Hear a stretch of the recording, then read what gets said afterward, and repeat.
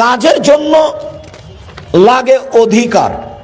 যেমন আমরা তপ ভাইয়ের ছেলেকে পূর্ণ অধিকার দিয়ে রেখেছি, বাবা তুমি প্রতিষ্ঠানটা দেখো, ভাবো, চিন্তা ভাবনা করো, প্রতিষ্ঠান ভালোভাবে গড়তেই হবে।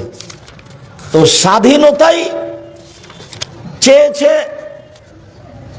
মুসা আলাইহিস সালাম ফেরাউনের কাছে গিয়ে। স্বাধীনতার খুব দাম। একবারও বলেননি মুসা ফেরাউনকে যে ইসলাম কবুল করে, ইসলাম গ্রহণ করেন, বলেন এক আল্লাহ, বলেন এক আল্লাহ, এই কথা মুসা বলেননি।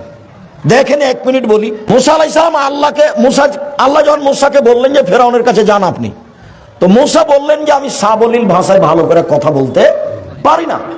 তখন আল্লাহ বললেন যে আমি ওটা ঠিক করে দিচ্ছি, আপনি বলেন রব্বি ইশরাহ লি সাদরি ওয়া ইয়াসসির লি আমরি ওয়াহলুল উকদাতাম মিন লিসানি ইয়াফকাহু কাওলি, যেতে হবে, যান, আমি এটা ঠিক করছি। তখন মুসা আলাইহিস সালাম বলছেন, দেখেন ফেরাউনের পক্ষ থেকে আমার উপর একটা হত্যার অভিযোগ আছে, আমি কিন্তু এক থাপ্পড় দিয়ে একটা মানুষ মেরে পালিয়ে এসেছি, ও কিন্তু আমাকে মারবে। তখন আল্লাহ বলছেন যে ঠিক আছে, আমি আপনার সাথে আছি, আমি আপনার সাথে আছি। তো মুসা আলাইহিস সালাম বলছেন না, আমি একাই যেতে পারবো না, আমার ভয় হচ্ছে।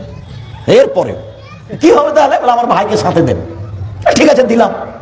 সব কথা আল্লাহ মুসার মেনে নিলেন। এইবার দুইজন চলে এসেছেন ফেরাউনের কাছে, ফিরআউনা ফাকুলা, দুইজন এসে বলছেন ইন্না রাসূল রাব্বিল আলামিন, আমরা হচ্ছি বিশ্ব জগতের প্রতিপালকের পক্ষ থেকে রাসূল, আন আরসিল মানা বানি ইসরাইলা, বানি ইসরাইল আপনাদের দাস দাসী হিসাবে আছে, ছেড়ে দেন।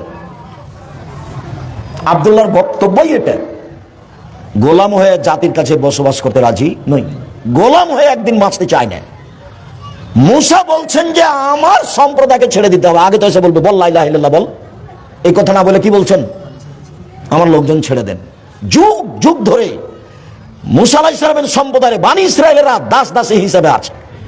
সারাদিন পুরুষকে কাজ করে নেই, বা যখন তখন পুরুষদের হত্যা করে, আর বানি ইসরায়েলের নারীদের সাথে অন্যায় করে এবং বাড়িতে দাসী হিসাবে রাখে। শতাব্দীর পর শতাব্দী, শতাব্দীর পর শতাব্দী, কাল কাল ধরে চলছে। তো মুসা আলাইহিস সালাম বলছেন ছেড়ে দেন এদেরকে। তো এই কথা বলতে ফেরাউনের খুব ব্যাঘাত, আতে ঘা লেগেছে।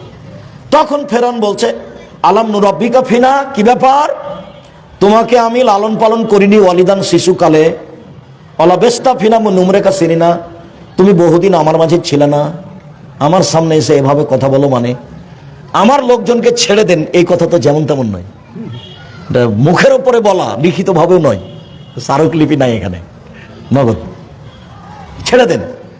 তখন ছোট থেকে শুরু করেছে ফেরাউন তাকে, তোমাকে আমি লালন পালন করিনি, তুমি আমার বাসায় বহুদিন ছিলে না, ফালতা ফালাতা কাল্লাতি ফালতা, তুমি একটা কর্ম করেছো, যা তুমি করেছো, তুমি তোমার কর্ম করেছো, এক থাপ্পড়ে মানুষ মেরেছো, ওয়ান্তা মিনাল কাফিরিন, তুমি বড় অকৃতজ্ঞ। এটা মুখের উপরে ফেরাউন বলল মুসাকে। মুসা বললেন একটা, ফেরাউন বলল আর একটা। তো এইবার মুসা বলছেন যে কালা ফাল তুহা এদাম ওয়ানা মিনাল যালিমিন, হ্যাঁ আমি এক থাপ্পড় দিয়ে মানুষ মেরেছি, তখন আমি ভ্রান্ত পথে ছিলাম। ফারাত্তু মিনকুম, তোমার ভয়ে আমি দেশ ছেড়েছি। লাম্মা খিফতুকুম, যখন তোমার আশঙ্কা তোমাকে মারবা। ফাওয়াহাবা লি রাব্বি হুকমান, আমার প্রতিপালক আমাকে জ্ঞানে গুণে পূর্ণ করেছেন। ওয়া জালানি মিনাল মুরসালিন, আমাকে নবী করেছেন। ওয়া তিলকা নিয়ামাতুন তামুন্নুহা, আর এই যে তুমি বললে ছোট থেকে লালন পালন করেছি, এই করেছি, তুমি আমার প্রতি অনুগ্রহ করেছো, অনুগ্রহ করে তুমি খোটা দিয়েছো। আনাবাত্তা বানি ইসরাইলা, এই সুবাদে তুমি বানি ইসরাইলকে দাস দাসীতে পরিণত করেছো, তুমি বড় উদ্ধত স্বৈরাচার, সীমা লঙ্ঘন করেছো।